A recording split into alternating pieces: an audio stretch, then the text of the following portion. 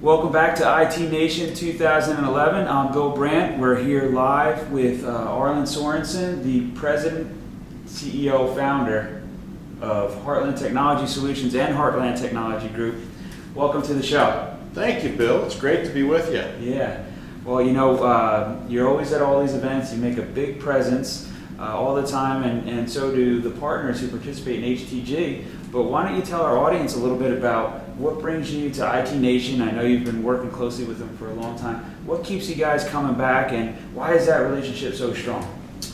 Well, we've been working with ConnectWise now for the last 4 or 5 years as our business solution platform. So it's a requirement of our members to be part of HTG. Personally, our HTS organization has had the package since 2002. And Arnie actually came out and did our implementation. So that's back when it was a lot smaller company and he was still hands-on in the field. But we really standardize on that platform as a way for our members to effectively share information with one another and be able to carry back from their meetings things they could go put to work right away. What we were finding years ago was that they'd hear about, you know, a great feature or a cool thing that a peer was doing. And if they were on a different platform, they had to go back and then figure out, well, how do I do that in this tool?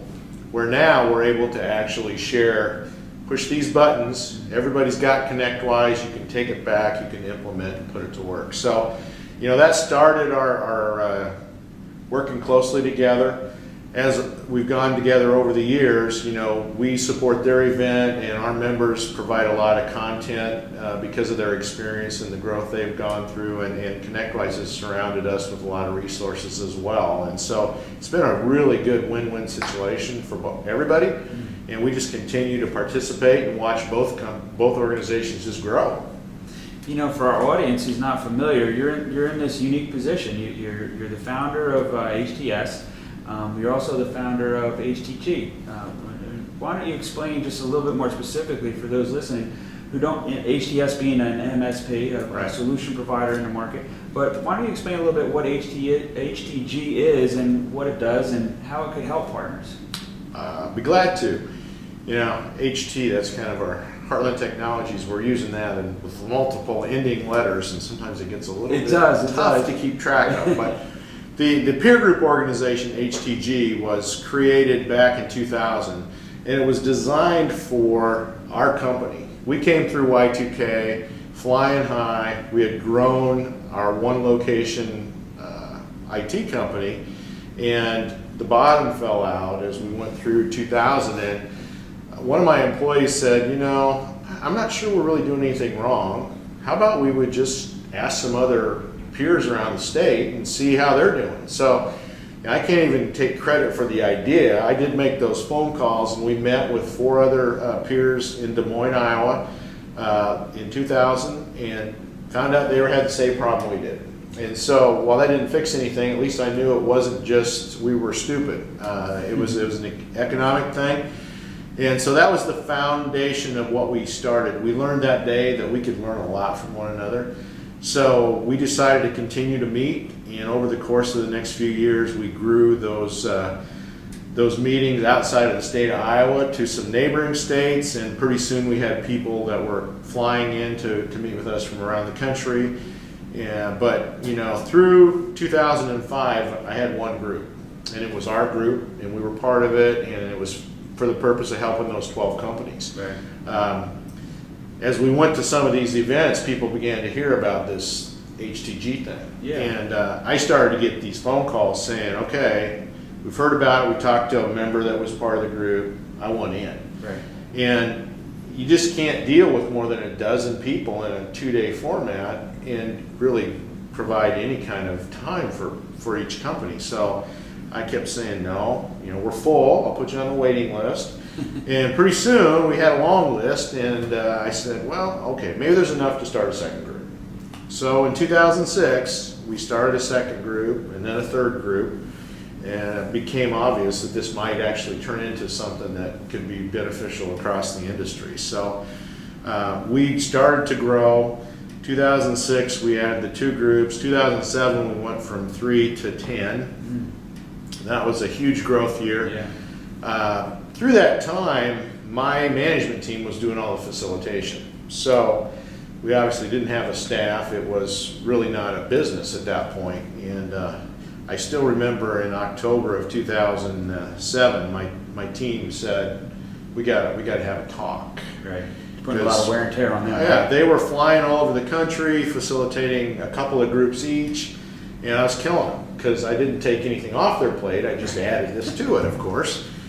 So we took a pause in 2007 and said we need to put a team in place, and if we're going to turn this into a business, we got to resource it. And so we hadn't actually even charged any kind of membership or anything up to that point. HTS did it basically for the channel, and so we created in 2008 basically the structure and the framework to grow the organization. And so got some staff folks and brought Scott Scroggin in and Christy Sacco and the great team we've got around us in 2008 and 2009, and started then to really create a strong framework that we could scale.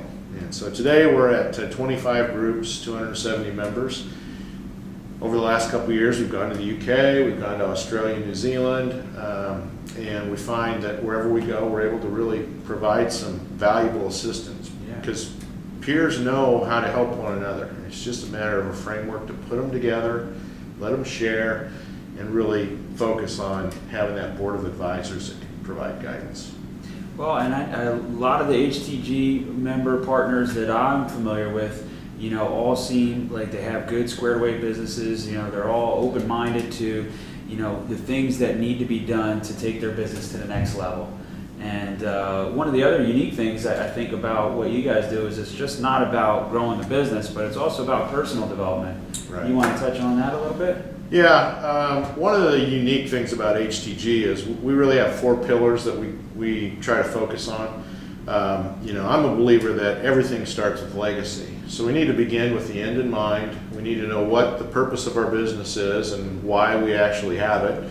And I think the same is true about our lives. We need to know why we get up in the morning and what we're hoping to accomplish. And so that's our foundation. On top of that, once we know where we're trying to go, we can figure out how we want to lead people there and run our companies, and we can figure out how we want to live and use our time that we're not working.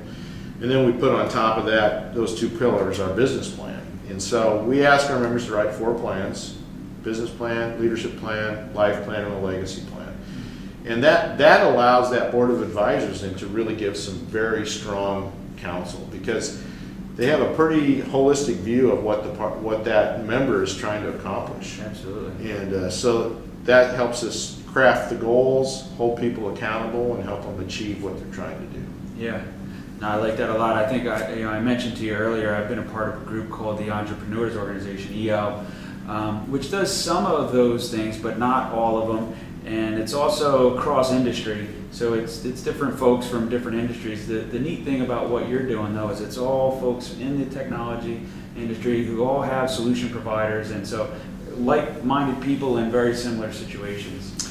Yeah, we're talking about issues that if you haven't had it yet, you will. And right. So we can help people avoid stepping on all the landmines, because we can warn them that they're coming and how to go around them. And that we're seeing the impact of that, because the growth acceleration of our members has been extremely good.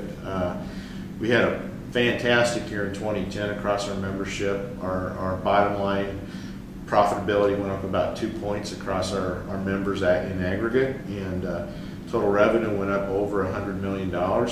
It's been huge to see the impact of people listening to others that have been there and done that, and then following behind. Yeah, absolutely.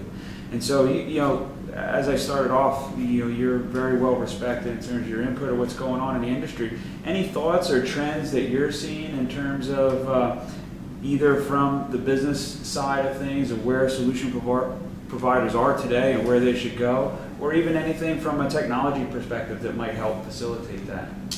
Well, the 2 big bets we're making for 2012 in our program and with our membership, first is leadership.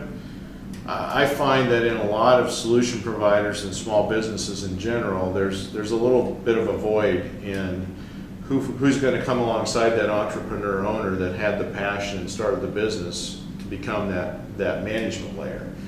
We have a lot of members that are in the 15 to 25 employee range, and they need that management layer. They've kind of outgrown their ability to run the company by themselves.